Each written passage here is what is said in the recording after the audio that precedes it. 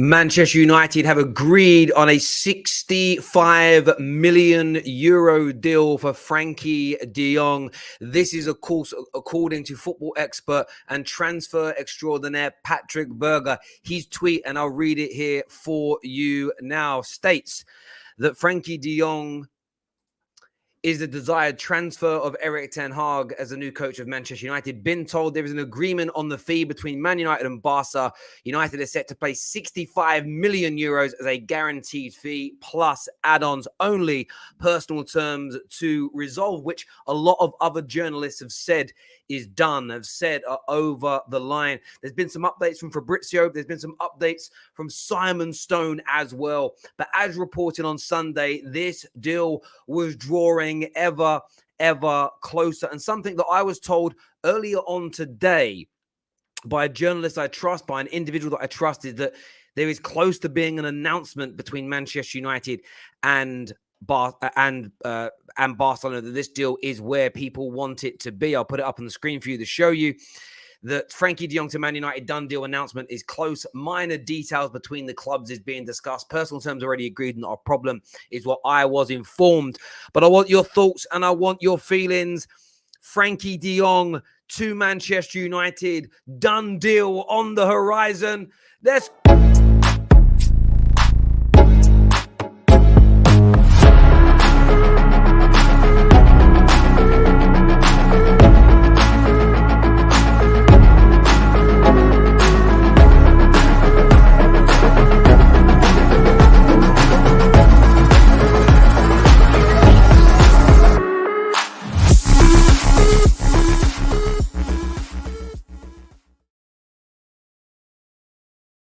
Welcome to the Terrace. Exciting news early this afternoon. Manchester United and Barcelona have agreed the deal. According to Patrick Berger, it is over the line.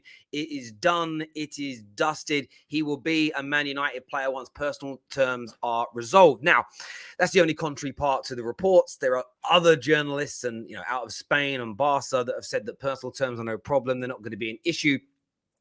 It's all about your interpretation of the narrative in many ways. Personal terms are often agreed in principle. Now comes the time of sitting down with a fine-tooth comb, your lawyers and your solicitors reviewing all the terms and all the conditions and all the, especially around image rights. Image rights is a real big one that takes time to resolve and get done. But it's said that the personal terms will be no issue. Erik ten Hag convinced and really sold the idea of Manchester United to Frenkie de Jong a number of weeks ago now. And I think what's also encouraged Manchester United fans massively is that Simon Stone is putting out what United fans call quite negative tweets. Sort of like, it's not a done deal yet. Like, he's always playing it down to people. And when Simon Stone starts to do that, Man United fans get very, very excited indeed. They really, really do. You are my tier one source because I don't need to read through all the rumors because you sum everything up perfectly. Thank you very much. And that's what we do here at The Terrace. We take what all the journalists are saying and we put it out there to you. We show it to you and allow you to digest and make up your own opinions. That's the nature of a fan channel. But thank you very, very much indeed. John Myrtle negotiated de Jong from 100 million euros to 65 million euros plus 15. What's brilliant about this deal? I mean, I was a little bit off. I was told 70 plus 10. It doesn't really matter. This is even better. What is fantastic about this deal and how this I'm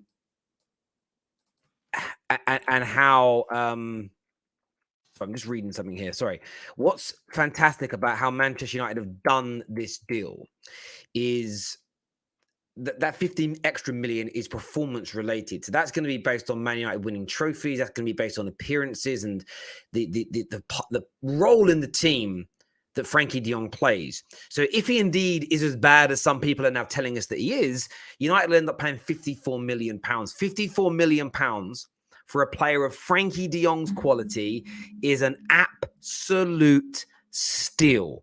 It's a steal. It's a deal of the century. It's an absolute phenomenal piece of business from Manchester United Football Club. Without a shadow of a doubt, it is a phenomenal piece of business from the club. Evans here says Simon Stone negative tweet equals done deal.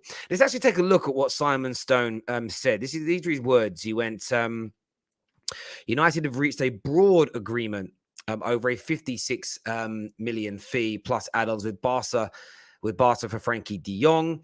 The development is seen as positive in terms of the transfer eventually reaching a successful conclusion. And when they say broad agreement, that means this is the thing with transfers, and we've spoken about this for years. If you're part of the Terrace alumni, I know most of you are, you get this. The base is agreed, and what's happening now is all the minor details from club to club point of view are being dealt with. What it now comes down to is structure of payment, because most transfers you don't pay the whole. There's a guaranteed fee, but you don't pay the guaranteed fee straight away. It's paid in installments. This is so normal in football. Then it becomes a breakdown of, well, how we're going to pay it. So maybe they'll pay 20 million year one and the rest, a set amount every year for 2 years, 3 years, 4 years after. Maybe to get the deal down, we've agreed to pay half of it up front and the rest over a 2-year, whatever it may be. Also, on top of that, things like image rights, as we've mentioned, all come into play. 2 massive clubs with big commercial arms. You need to sort all these finer details out. But a broad agreement has been reached. That is it. Listen, I'm telling you now, this deal is more than done. It's going to be over the line. It's also what is also said is, however, club sources are stressing a deal for the new manager is Ten Hag's #1 summer transfer target is not done, and there are still significant issues to work through. Personally, I don't think there's significant issues to work through. I'll take Simon Stone at his word, but I think it's minor details, and I think we could get an official announcement fairly soon. Are you worried Frenkie said to Ronald Koeman that he does not want to join United? No. People are consistently, if he didn't want to join Man United, he wouldn't be joining Manchester United. These are the things where just no. The answer for me is absolutely not. He's agreed terms. He's very excited to play for Erik ten Hag again. You'll see he's being given a chance to play in his preferred position, which is holding midfield. Now, you can call it a DM, you can call it a holding midfielder. He's going to be played in his position with a team built around them, which is something Man United didn't do with our last influx of midfield players. So am I worried about that? No, because we know that in his heart of hearts, he didn't want to leave Barcelona. But that doesn't mean that Manchester United shouldn't sign him. There are multiple cases. Dembele doesn't want to leave Barcelona, wants to be paid right, but doesn't want to leave Barcelona. That logic means nobody should sign him. Mo Salah wants to stay at Liverpool first choice, but for the right money. By that logic, nobody else should sign him because his heart wouldn't really be at their club. I don't think he said either, I don't want to, again, and I think it's how it's worded. I've seen these quotes. I would bet a lot of money that he didn't say, I don't want to join Manchester United. I bet what he said is, I'm not sure if I want to leave Barcelona. There's a big difference between not wanting to leave Barca and not wanting to be a Manchester United player. They are not the same conversation. But listen, I get why rivals are throwing this out there, because this is where Man United fans have got to be strong. Rivals want to make this deal for Frenkie de Jong to Man United. They want to make this deal sound negative. And the fact that United have driven the price down from 85 million, they were asking for 85 million guaranteed to 56 million guaranteed. It's exactly why most Man United fans weren't panicking, why most Manchester United fans were relaxed about this situation. Let's take a look at some more of your comments coming through here. The thumbnail got you. The thumbnail's not meant to get you. Like Patrick, maybe I've got to put it out there again. Let me show you what Patrick Berger has had to say here. Let me put it on the screen. Let me just highlight this here. Been told there is an agreement on a fee between Man United and Barca. That is the done deal element. There's some reports that financial situations around the personal terms need to be resolved, but there are many other journalists that have said personal terms are not going to be a problem. So for me, everything is falling into exact place around where it needs to be. 1 second here. I just need to update one thing. Sorry, peeps. I have to always update things while I'm live sometimes. So I have to stop talking so I can get done quickly. Terry, I'm from India. Happy to finally see De Jong on his way to our club. And yeah, look, there are a few matters to be dealt with, no doubt. But this appears to be as close as it has ever been. And just as we reported on Sunday, it felt like it was going to get over the line. This is the deal that I've been so confident about landing since day one, because I, for one, like most of the football terrace community, have done this. We just didn't ignore what was being said in Barcelona. We didn't ignore what was being said by the Spanish press. People have a tendency to do that in England. Oh, I'm going to ignore what the foreign press says. And there was no cap from them. Barca wanted to sell him. He was willing to leave. 5 weeks ago, he kind of agreed almost, I'm willing to look at Man United projects. The fact for 5 weeks, the media here is still run with, he might not want to join. Bro, that's dealt with. Stop saying rival fans. It's within our fan base who are extremely toxic. You don't have to go very far. Just check United Stand in their articles. Well, this is the thing. Like, I see a lot of rivals come. I'm talking about me and my community here, Nabil. So again, I'm not going to speak about another content creator's community and what he's saying and what his people are saying, because that's nothing to do with me. I'm talking about here on the football terrace. Here on the football terrace, as I've said many, many times to you before, I'm talking about you guys. And on this platform, in the people I interact with, it's predominantly rivals that are panicky about the deal. If Mark Goldbridge and the United Stand think this is a bad deal, they don't recognize a reduction of £30 million in negotiations. They think, yeah, if they think it's wrong, they're entitled to that opinion. I can only talk about the football terrace community. And here, it's rivals that are putting it down, which is expected. But just because it doesn't matter either way. If a Liverpool fan or a Man United fan thinks it's a bad deal, it doesn't change my opinion on it. My opinion is strong on what I believe in. Mark Goldbridge is one of the most influential, talented, and most successful YouTubers out there. But just because he has an opinion doesn't, and 95% of people agree with him, doesn't mean me and my little 5% care. Like, I'm strong enough in my own self to like put my opinion first, you know, and think I'm right. Not that I'm arrogant, but no, I think I'm right. And I'll put my argument out there, and then we'll wait to see how the deal sort of transpires moving forward. Abdul here says, can you send me this? You definitely can have the StreamYard link, because didn't you DM me the other day, Abdul? Let me read your DM out the other day. What is it you said to me? Let me find it here. Frenkie de Jong has 4 years left on his contract. I cannot see in a world where United pay anything less than at least 60 million up front. How'd you like them apples, baby? Oh, there we go. I'm only messing with you there. I'm only messing with you there. Terry, please don't have Toxically Gunner on your show anymore. Listen, the football terrace is no echo chambers. All types of opinion are welcome. I couldn't run the football terrace without having contrary and different types of opinions. It would be boring. Honestly, the channels will all say the same thing. I'll be honest, I've unsubscribed from all of them.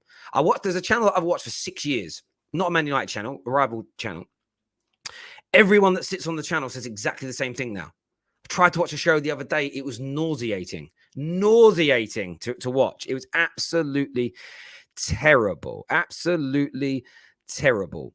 Frenkie agreeing also makes United more appealing. It absolutely does. And this is where it's about listening to the journalists, the Ben Jacobs, the Dean Joneses of this world, the proper journalists, not the bullet point journalists, but the proper journalists who have said all along, Frenkie de Jong signing shows Man United have pull, shows Manchester United can still attract. I believe Frenkie de Jong signs. I believe that will be a tipping point for Christian Eriksen.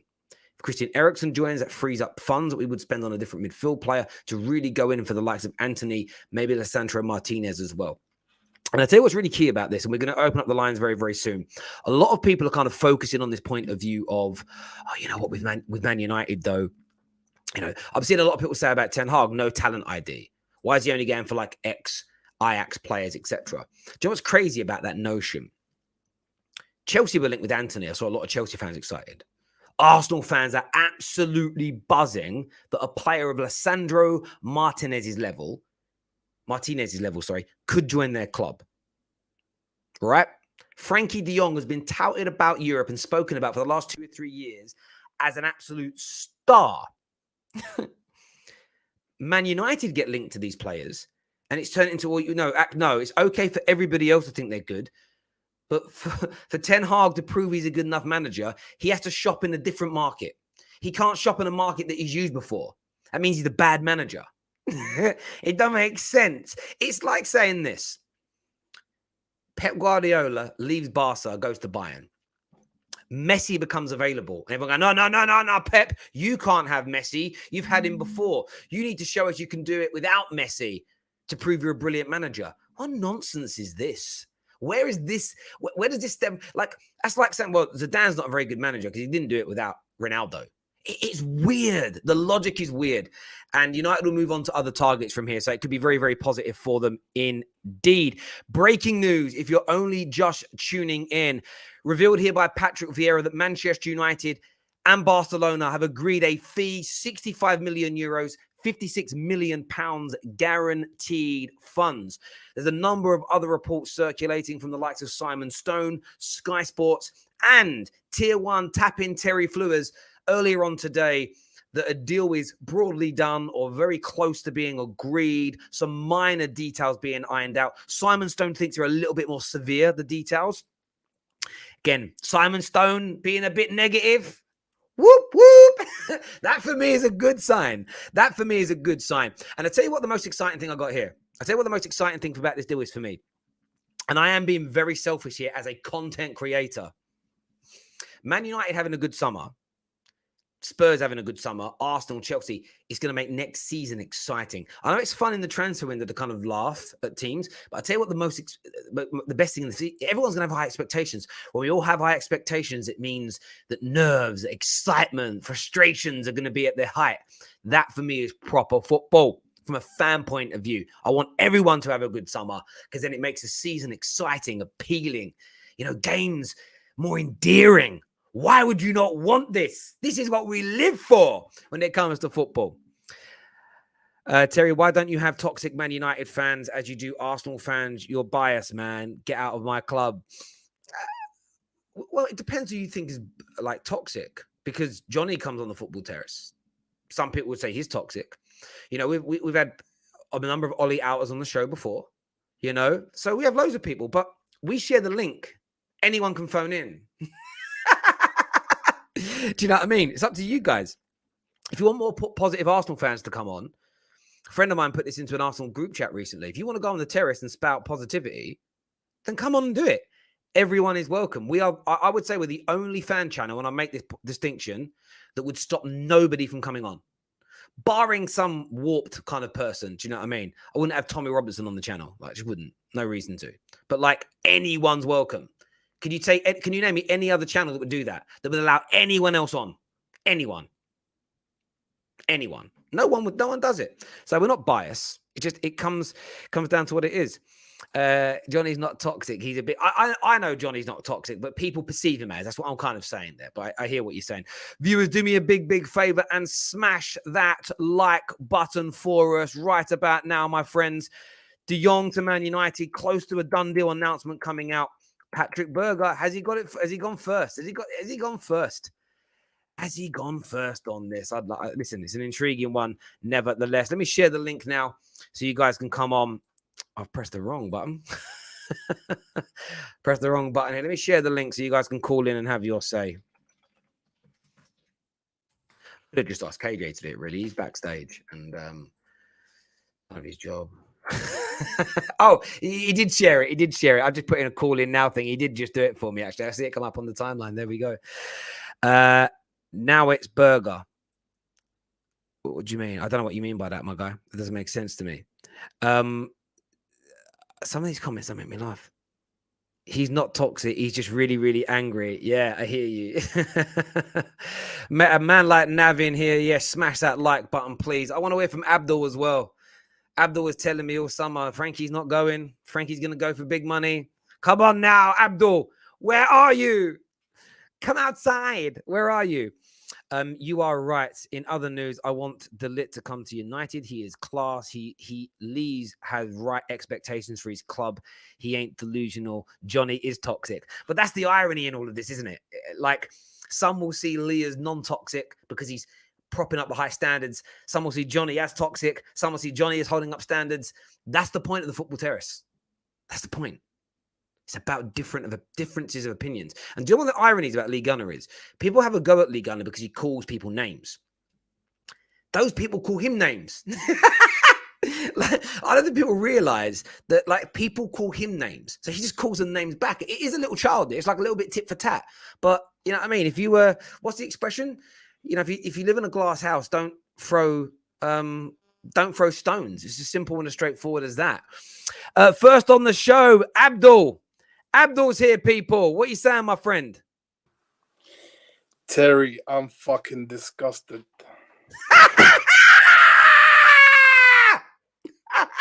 Why? Because you were wrong. No, I'm joking. Go on. Why are you disgusted? Why are you disgusted? We are selling him for the same amount that you got that you bought Fred for, bro. I did tell you. And Frenkie de Jong are gonna cost the same, bro. That's so crazy, man. It is. But I feel like this was inevitable. This was always inevitable to happen, and I mean that with respect. Like, and I'm only teasing you. I knew this is what was going to happen, but not because I'm in the know, not because I know more than you. It's just what was being consistently produced by the Barcelona press, and this is why, for me, I was so weirded out by the English press throughout this whole process. You know, listen, I have Dean on, I have Ben on, good guys, and I'd listen to what they say. And when I have professionals on, I don't really challenge them because they're, you know, if I hire a builder to build me a brick wall, I let him kind of build it. I'll assess it after the fact. Like, I'm not going to tell him halfway through, no, you should do this, you should do that, because I'm not a builder. I wouldn't tell Gordon Ramsay how to boil an egg either. Do you know what I'm saying? So I let them do their thing. But what I was confused about is and I'm talking about people like Gerard. You know, Gerard Romero is credible. He ain't a bullshitter. He knows stuff. He knows people at the club, and he's been pushing the same message for 7 weeks. The player's willing to go. Barca want to sell. Man United aren't going to pay over this. It will probably be resolved near the end of June for about X. He hasn't changed his story ever since he said 95%. He hadn't changed his story. It's just taken this long because Barca had to wait for their financial situation to be resolved before they could keep all the money through the sale. Like, and I remember 3 weeks ago on the terrace saying to people, this is not being held up by Man United. This is being held up by Barca in their financial situation. And nobody wanted to believe it. And I can get you not wanting to believe me, but I wasn't thinking it. I was showing on the screen exactly what people were saying. Nah, nonsense. It's crazy to me. Like, why would some journalist based in Barcelona protect Man United? What's the agenda? I don't know. But in terms of the deal, how well do you think Frenkie de Jong will do in a holding midfield role at Manchester United under Erik ten Hag? Honestly, Terry, like, when it comes to de Jong, I think he'll be a really good signing for you guys based off of the fact, because, like, you have to assume things because he's never played in the Premier League. But based on what I know and what I've seen of him, he plays best on the managers that know how to utilize him. And Ten Hag is a manager who has been able to get the best out of him. And I'm sure that if he's spending a good chunk of his summer budget on him, that he's going to be trying to get the best out of him. And I'm pretty sure that he's going to, because what he done with Frenkie de Jong at Ajax was ridiculous. And to be fair to him, he's been criticizing Barca for a while about how Barca are using Frenkie de Jong in a wrong way. So my only guess and my only assumption is he's going to be able to utilize Frenkie de Jong in the right way and get the best out of him.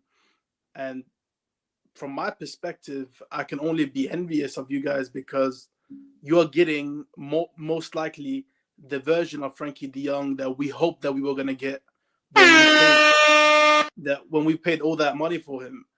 But we never had the right manager or the right system to get the best out of him. And honestly, Terry, don't listen to anybody who's just telling you, like, bro, like the whole thing, he's one of the best midfielders in the world. I don't buy into that notion, but I feel like if Ten Hag can get the best out of him, he can be that. He can be that. But of what we've seen of him the last 3 years, he hasn't been that. But I don't think that's down to him. I think that's more down to what's around him and the managers he's had, in my opinion. And to be fair, under Ronald Koeman, he did have a really good season last season. Not this last season, the 2021 season. He was our best player after Messi. So he hasn't been completely shit. Like, he had a really good season 2021 under Koeman, who was more familiar with him. And I think you guys should be very excited with this signing, man. You get very happy. And for the price, man, it's a steal, man. I'm so gutted that he must be on crazy wages, because Barca must be like they must have been so desperate to sell him if he's going for that fee, bro. I just can't. There is no other explanation. He was on big wages, and he's still going to be on big wages at Manchester United. But it's whether or not it always comes down to this: is whether a player or not delivers. If he comes into Manchester United and he's doing bits, then I don't think Ajax team played, and we know that anybody is going to care. Listen, my guy, I really appreciate you coming on and having your say. I really, really do. Take care, bro. Take care. We'll chat again soon. Top man. Thank you, guys. I want to play you guys a video actually that's from football. It's on Twitter from Football Daily, and it's a Dutch journalist speaking about Frenkie de Jong. And I think it's really important because this sort of stuff is being ignored a hell of a lot when it comes to the player, and it really, really is. I want to play a significant cog in this new Manchester United machine. I think if he gets Frenkie, then he can start changing the style. And I think if he gets Frenkie de Jong, he might also get Christian Eriksen over the line, because Eriksen is a player on a free. So if you look at the huge figure Frenkie de Jong will cost. If you look at the free transfer of Eriksen, it makes two players for a reasonable price at the end of the day. And Eriksen is also a man who's used to the Ajax style, and he's got that great balance in midfield. Frenkie de Jong has got some great stats when you look at the passing, the way he's been playing, and he's not even been playing in the great or the best position at Barcelona. In midfield, Frenkie de Jong has got some great stats when you look at the passing, the way he's been playing, and he's not even been playing in the great or the best position at Barcelona, because that's where Sergio Busquets is playing, and that's one of the key reasons why he thinks he might have a better role under Ten Hag at Manchester United. And this is a key thing. And again, I am ranting a little bit here, but this has been ignored all summer. I've heard, you need a DM, you need a holding midfielder, not Frenkie de Jong. I don't ever profess to be have this encyclopedic knowledge of all footballers. I don't think any football fan does. Football, by the way, is the only sport where the fans think they consistently know more than professionals. I don't watch no one ever watches tennis.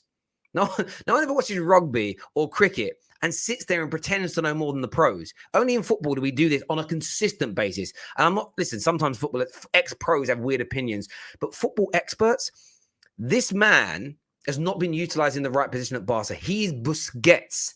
He is not a box. He can play box to box, but the Busquets role, the Carrick role, that is where Frenkie de Jong is going to be utilized at Manchester United. He is our quote unquote holding midfield player DM.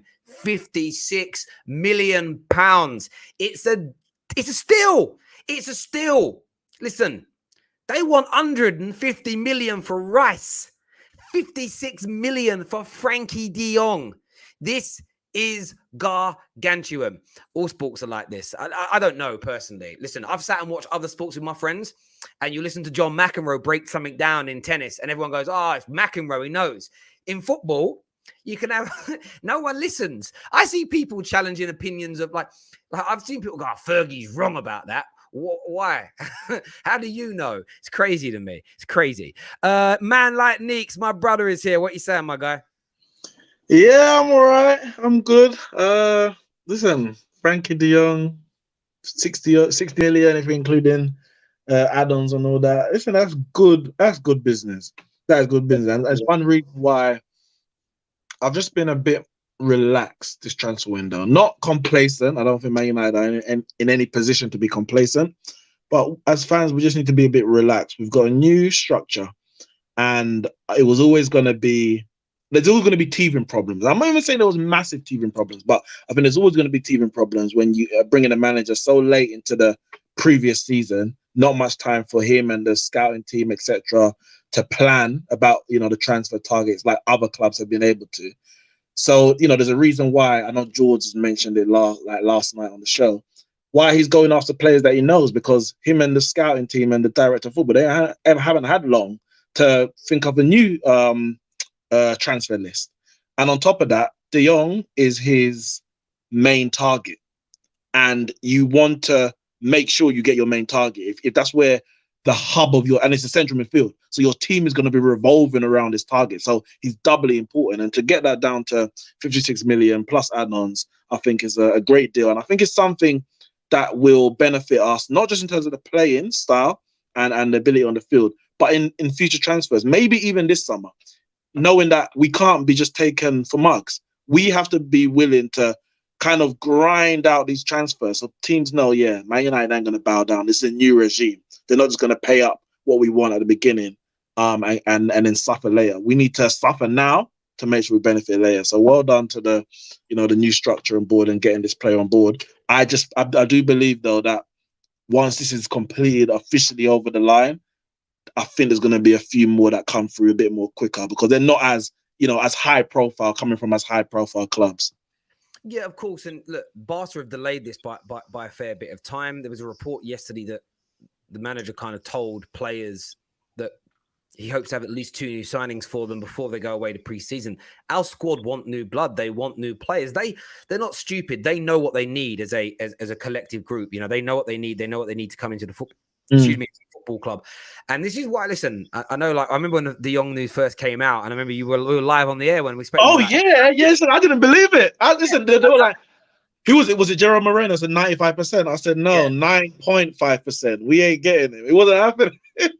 But listen, and I got why people felt like that, because obviously it was like how after the season that we've had. And I think, yes, there's a lot of work's gone into this deal, but it's a knock-on effect from this. And I think Eriksen plays a big part, because Eriksen is the second midfield player that we want. If we don't get him, we need to spend money on a second midfield player. That takes away from potentially the Sandro Martinez deal or Anthony, because they're big money.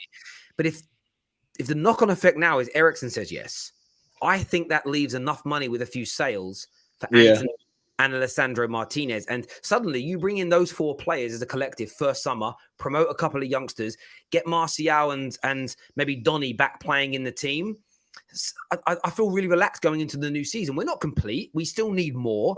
But it's the first summer of the rebuild. We can't expect to have 9, 10, 11 new players in this complete squad. And I don't think 9, 10 new players will do well. Like to put them all into one transfer in one transfer window straight into the team. That is actually worse than sticking with some of these players who I guess some people will say are not good enough, or some will just say they've had a bad season, they need to get back on it. I think there's a number of players here, a lot of them who don't need to be sold. They just need to play better because they've already shown that in the past they can. I think with the Eriksen one, that would be a good signing. I personally, I want 5 in total. That's 2 midfielders, a defender, and a forward. So, and plus Eriksen, that would make 5. Obviously, I know that football don't always work exactly how we want. But if we can get an Eriksen, a Martinez, and an Anthony, Martinez being as versatile as he is, it's a jack of all trades kind of thing. I don't study him proper, so I don't know how good he is. Can he nail down one specific position?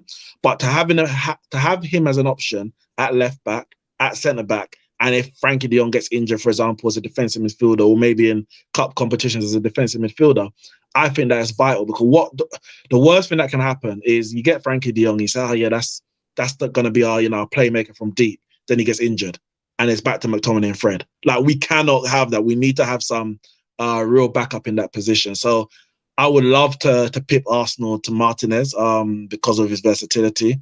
And Anthony, I'm actually more confident of the Anthony than anything else, because he's desperate to come. He's like, Ajax, please let me talk to Man United. I think I haven't read this myself, but fans were saying that when Ten Hag left Ajax, he kind of said, yeah, you're coming with me, by the way. And that was that kind of known from day one. It's just about, again, negotiating a fee that's suitable for us. I think the Anthony one should happen, especially as we're not going to get a striker this summer. So once it's officially over the line, I think we could rattle for you a few more. If you get 4 new players before the season starts, with still a month to go before the actual transfer window closes, I would say that's a good summer.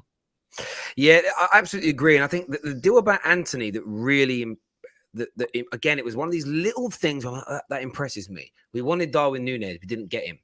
And then the word straight away was there isn't another number 9 target who's high on the priority.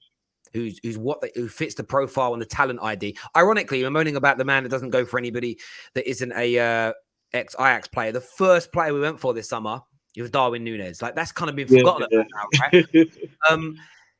But then the reaction was, well, we'll go for our number 1 target as an inside forward winger, as opposed to signing number 5 on the list as a number 9. That's not been the approach with Man United for 9 years. The approach has been, well, let's see how far down the pecking order we go. And, like sometimes in boxing, the main fight gets called off and the only fit and available fighter is like ranked number 9 in the world and it becomes a bum fight. Like, we do that with our transfer signings. We end up making these bad matches that don't really work, that managers don't really want, and it's created some problems at the club. So look, but you look at Liverpool, and I'm not saying these players are of the same level. You'd hope that some of them could get there, but in the summer that they wanted to get Van Dijk, they didn't get him. They kept Coutinho. They didn't sell him that summer, and they did the business in January because that's who they wanted, and they weren't going to budge until that player was no longer available. Then you say, all right, let's move on. But you don't just defer your targets because you can't secure the signing in that summer. Last year, and obviously they suffered in the first half of the season. They were struggling defensively, and then Van Dijk comes in and things change. Last season, also the season before, where they had all those defensive issues, just go out and get a centre-back. But they wanted Konate, and they couldn't get Konate in the January, so they had a loan with Kabak, and they paid $2 million for Davis or whatever his name is. And then they went and got Konate in the summer, and you saw the impact of Konate in last season for Liverpool. Now, if they went out and just bought their 3rd, 4th, 5th choice centre back whilst their first choice was still there, then again you suffer in the short term, but you don't. You say you might benefit in the short term, but you suffer in the long term because he's not the one. I'd rather suffer in the short term to make sure Man United benefit in the long term, and I like the way so far how we've started this transfer window in terms of being adamant in who we want to get, what price we're willing to pay, and not budging on that. And I think when you see the other clubs who either are desperate to sell or the players are desperate to come, you have to take advantage of that as a club like Man United. No doubt at all. Neeks, thanks for coming on, mate, and having your say. Top man. Speak soon, bro. Take care, my guy. Thank you. Viewers, make sure you're smashing the like button. Make sure you're subscribing to the Football Terrace right now as well. Marcus is on the show next. Manchester United fan, I believe. What are you saying, Marcus? Hey, Terry. It's good to be on the show. I just wanted to talk a little bit about the Frenkie de Jong deal and just Manchester United in general, because I feel like a lot of people are trying to find a negative where there isn't one. Yes, we still need to sign a lot of players and address a lot of issues in the team. But I feel like for the first time since Fergie retired, we all have a manager at Manchester United who we all agree is a really good manager. And the first signing we're going to make, we all agree is a really quality signing, regardless of the price. And so because rival expectations are low, everybody's laughing at us, nobody really expects us to do that well next season, I feel like we're in a really good place, weirdly enough. And I feel like we could be on the brink of something special. Now, obviously, we have to wait to see what happens in the rest of the window. But I genuinely feel like, it's going to be a smooth ride for Manchester United fans next season. I don't know. Am I weird for thinking that way?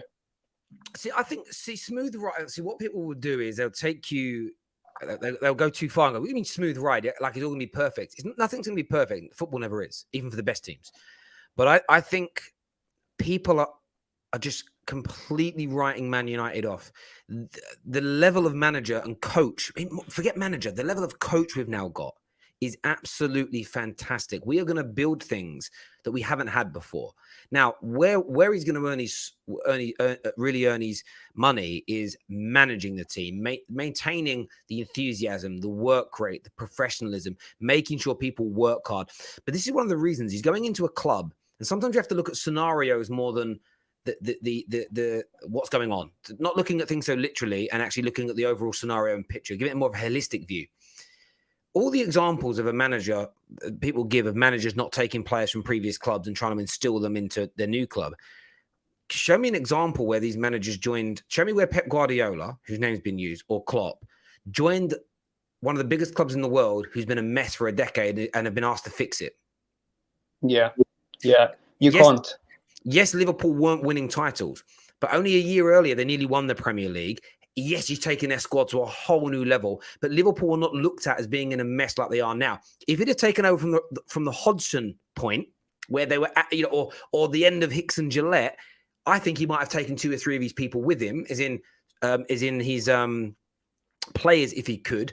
Because what you need to do very quickly, you have 3, 4, 5 people around you on the field of play, doing everything you ask and understanding it. And then in the dressing room, when you're not there, talking to the other players and getting them on board. The fact that that's being ignored is actually a beautiful thing for me as a Man United fan, because that there is how Manchester United will improve. And those players will instill the positivity and they'll help instill the standards. Plus, some of these players are better than what we've already got in those areas. You bring in Anthony, you bring in Martinez, you bring in De Jong. These players are a step up to what we already have on the right-hand side of the attack. Because none of our players, we've got no one that's good on the right. Even Sancho left. So look, I agree with you. I think this could be a very exciting summer for Man United. Not complete, not back to where we want to be, but an exciting step forward, no doubt. Yeah, I also want to say that with regards to the whole talent ID thing, I think it is weird because people don't acknowledge the fact that Manchester United have a lot of dressing room issues, right? Like there's a lot going on behind the scenes of that club that needs to be sorted out. So obviously, as a manager, you're going to want to bring in people that you trust, people that you know, and that isn't exclusive to the coaching staff. It's also like with the players and the quality of your squad. And I think that Frenkie de Jong, someone like Timber, someone like even Anthony, him bringing them over for me isn't a massive concern because yes, it is unusual for a manager to just overly obsess on bringing players from a place he's managed before. But people act like Ten Hag hasn't developed other players. People act like Ten Hag hasn't signed players from other clubs at previous teams that he's managed and they've gone on to do great things. Exhibit A, Ajax. So I think people need to chill with the whole talent ID thing and just wait and see what happens, really. Like, just wait and see what happens. Let's see if these players that Ten Hag brings in are actually good. But I'm fully behind him because I don't think he should be trusting anyone in that dressing room. I think he should be bringing people that he's familiar with and being very skeptical from day one of all the players that we know are problems, not just on the pitch, but also off the pitch, I don't think that's a crime. Mate, it isn't a crime. And I just implore United fans to relax. And these scenarios are what they are. Plus, depends on where you're coming from and who you're going to. If he was leaving peak Barca, Real Madrid right now, leaving Bayern Munich right now, he wouldn't be able to bring his best players with him because those clubs wouldn't allow the sales. Did you get where I'm coming from? And by the way, Barca were being run well and Frankie was being utilized in his strongest position and they were flying high, they wouldn't be selling him. The reason they're selling him is because after everything that's gone on, they want to go in a new direction. They want to recoup some money. And they also, the biggest reason, people keep saying, he's not good enough.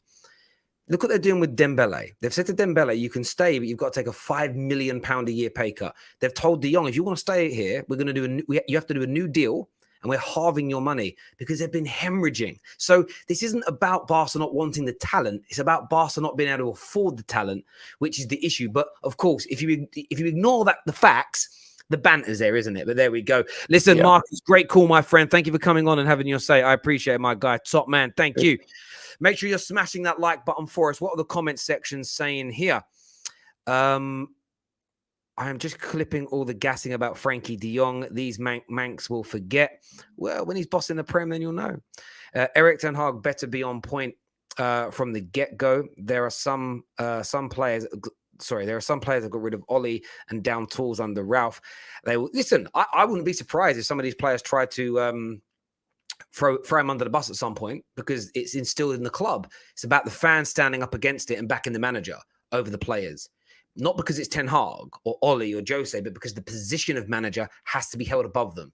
Fans control that as much as anybody else, but they won't. These fans will forget about the Glazers if we do badly, and they'll focus straight on the manager like the Glazers aren't a problem. There we go. Mo's on the show with me next. What are you saying, Mo? About time, Terry. It's about time you got this deal done. But I'm happy, man. I've got a big smile on my face. We've got a proper footballer in now, Frenkie de Jong. I thought I would never, ever see him play for United because I've always heard about him, Terry, like de Jong. But I've never seen him play. But I've heard he's a good player for Barcelona and Ajax. And everyone's called him a baller. But now apparently he's not a baller because he signed for Man United. So apparently he's gone rubbish now. But yeah, it's a start, Terry, man. It's a start to getting some business done for Man United. Obviously, the new boss is in charge of the hot seat now. I think he's taking his first training session. Everyone's coming back now. So yeah, we'll see. We'll see, Terry. If we get, obviously, hopefully we'll get the De Jong deal done. I want to get Anthony, Terry. If we get Anthony, you put Anthony on the right, Sancho on the left, put De Jong there, we're cooking.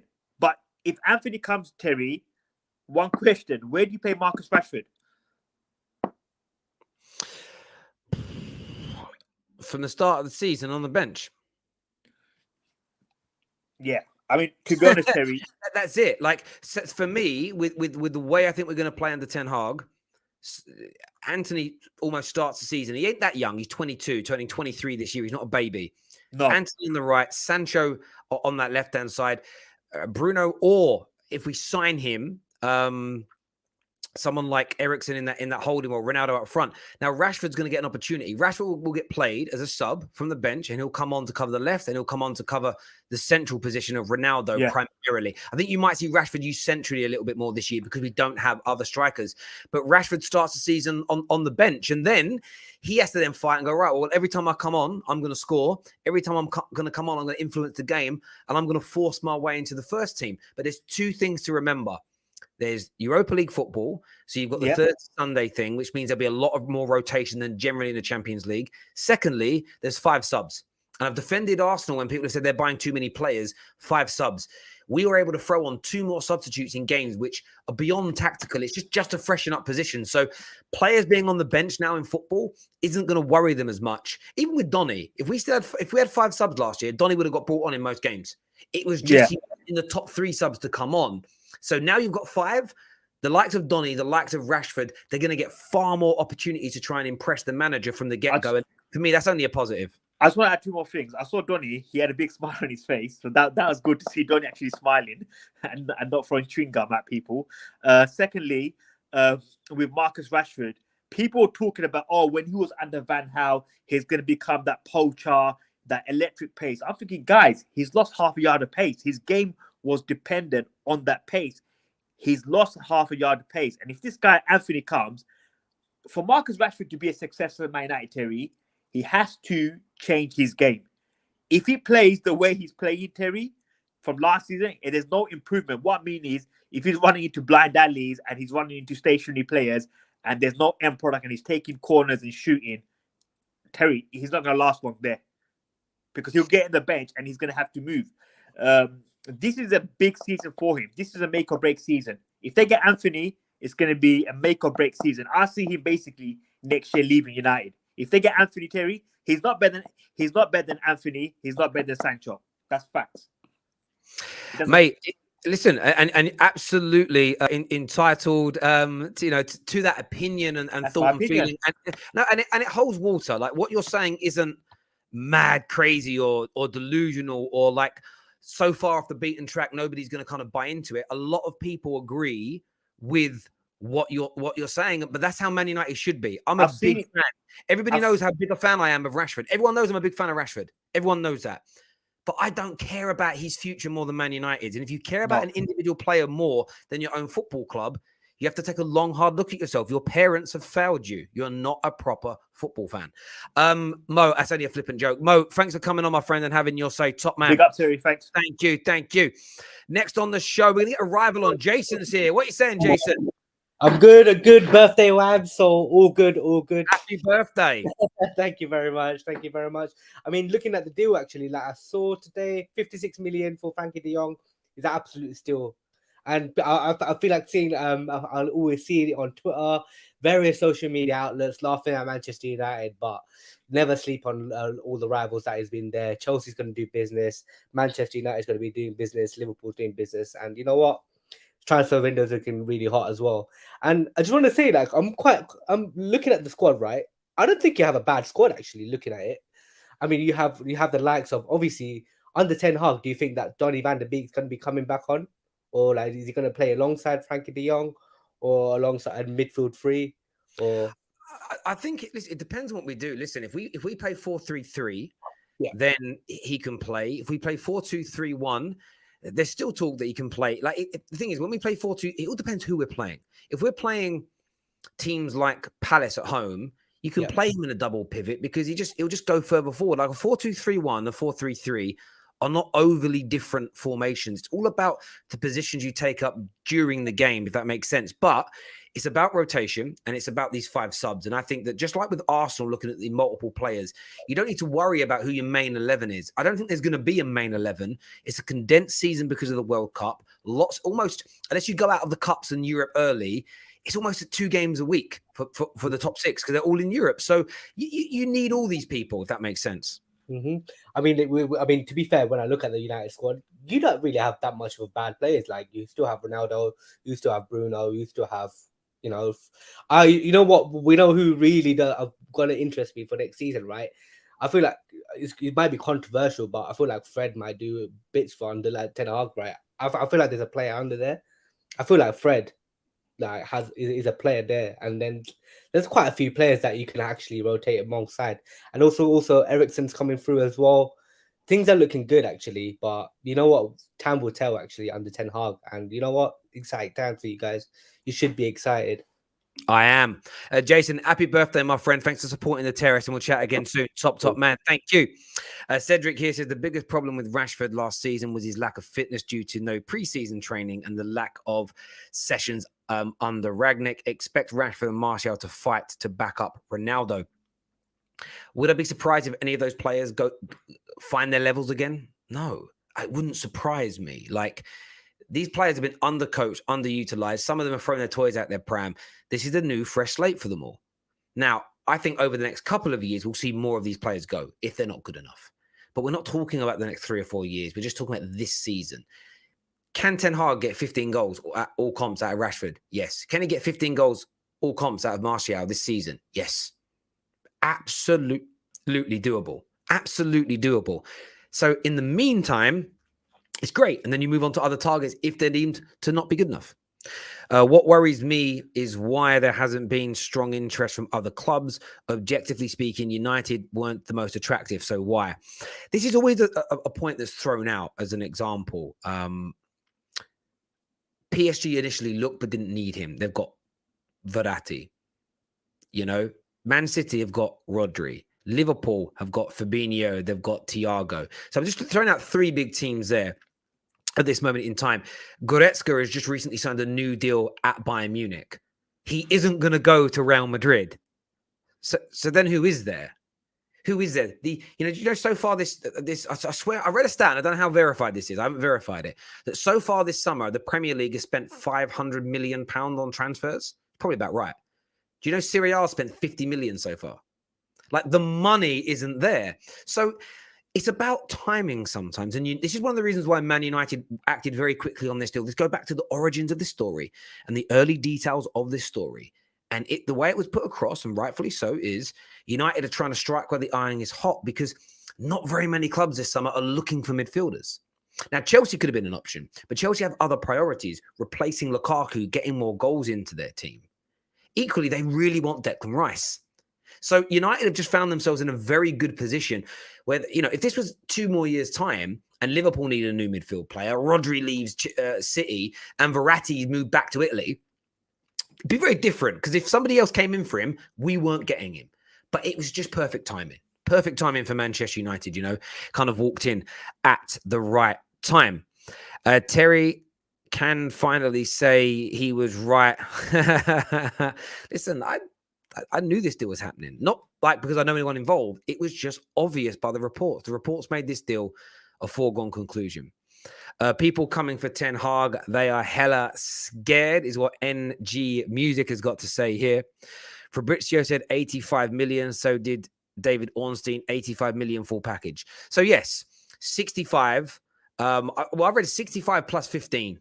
I've read all variations, but the initial fee is going to be around 65 million euros. Okay. Rising up to anywhere between 80 and 85. Now, I tweeted a few days ago, I was told it was going to be 70 million euros plus 10. This is the thing. The clubs never actually tell any journalist the exact details. They don't send them any copies of the exact details. They never would. It becomes a little bit hearsay, a little bit Chinese whispers. You know, Barca will try and make the fee sound a bit higher. United might try and make it sound a little bit lower. Ballpark is in and around that total package, 80 odd million euros. The initial fee will be around 60, 65 million euros. That's going to be it, my friend. What's up, Cherry? Excellent signing for Man United. 100 million to 86 million.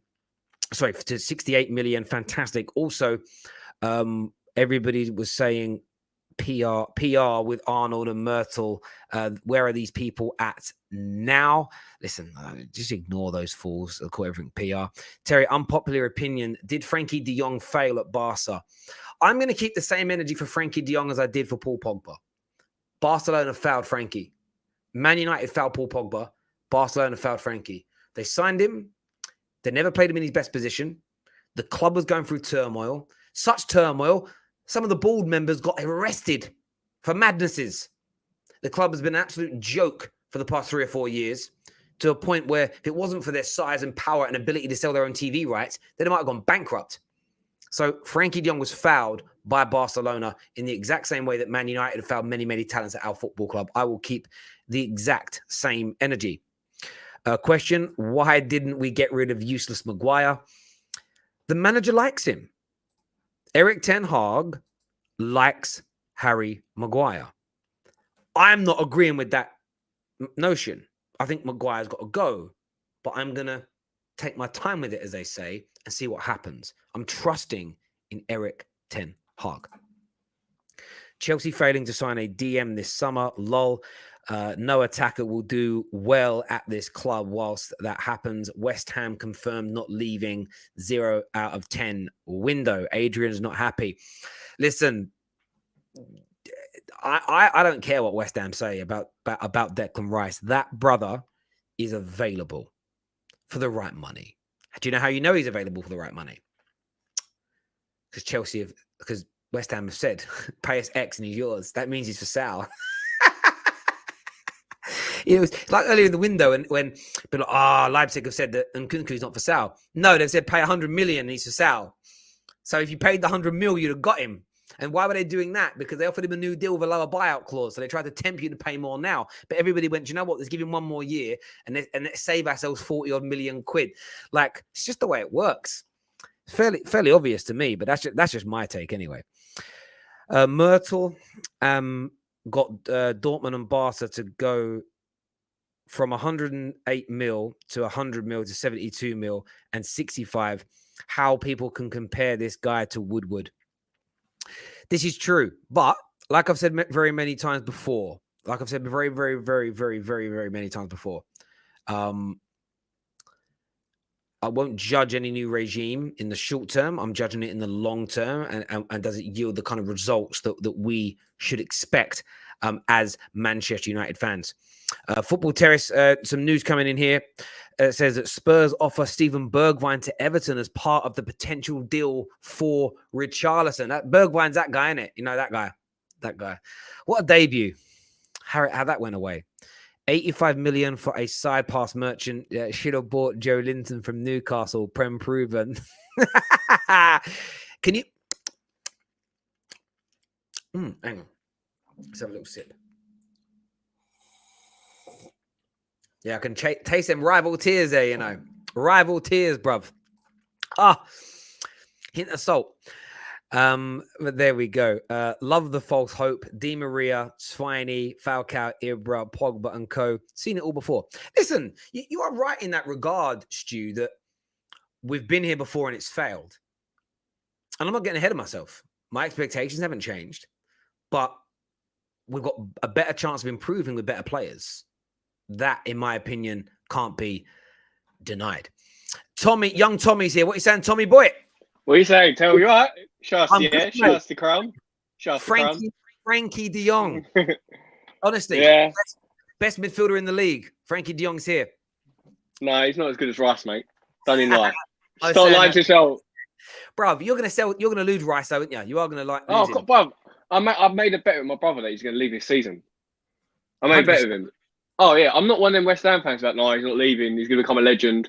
we're going to retire his shirt when he leaves, mate. I know he's going to leave. Like it's inevitable, isn't it?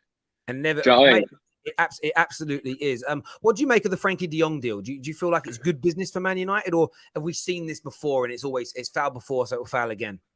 To be honest, I was one of them people at the start of last season that said like Man United would actually foul, because I looked at everything. Like I looked at your defense. Like your defense is, it's not very good. And I looked at your midfield. Like I don't know how people expected you to win a title with that midfield of like Fred, McTominay, even as like a pairing, and then your forwards. Like I was one of them. Like obviously you weren't gonna. I didn't expect you to do as bad as you were, but I thought you was gonna be like fighting for top 4 and like come like 4th or 3rd.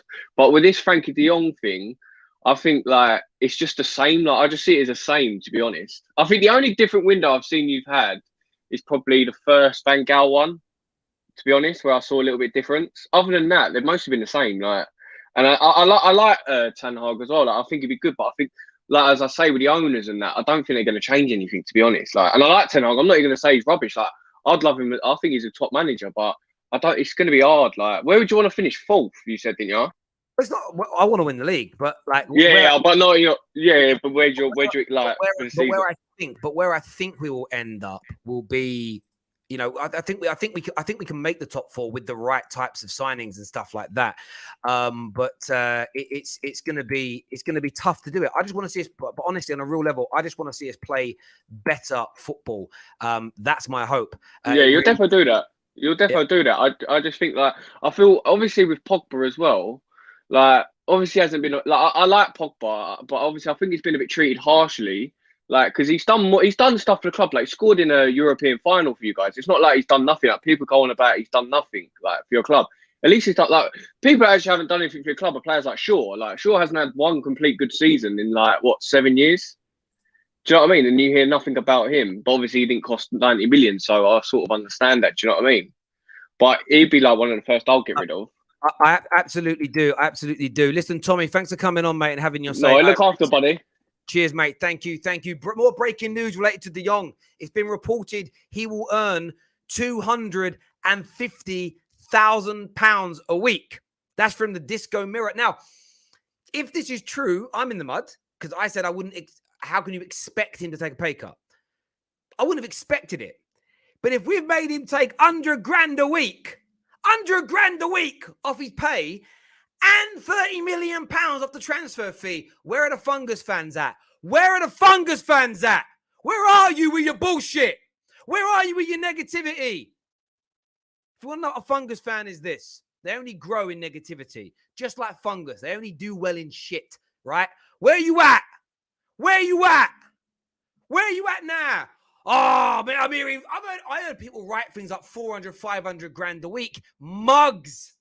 If he ends up being on that much money, I'm going to look really stupid now. But listen.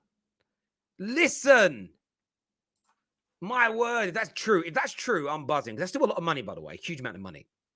But he was on £354,000 a week at Barcelona. But there you go. Where's Igal at? Yeah, Igal, get on here now. Drop work. Get up if you're asleep. Oh, you're going to overpay. Going to overplay. He doesn't speak like that. That's not. How does he speak? Man, you're going to overpay. I don't do it properly. Terry, man, you're just going to overpay for players. No one signed to Manchester United because they want to. You're just going to pay them like $500 million a week, man. Oh, God. Damn, that ain't no pull. You're just paying for it. You're wrong, Igal. No, I'm just messing. It's not true. Calm down. At least 350. It's funny how it's not true. When these newspapers said the player didn't want to join, oh, look, he doesn't want to join.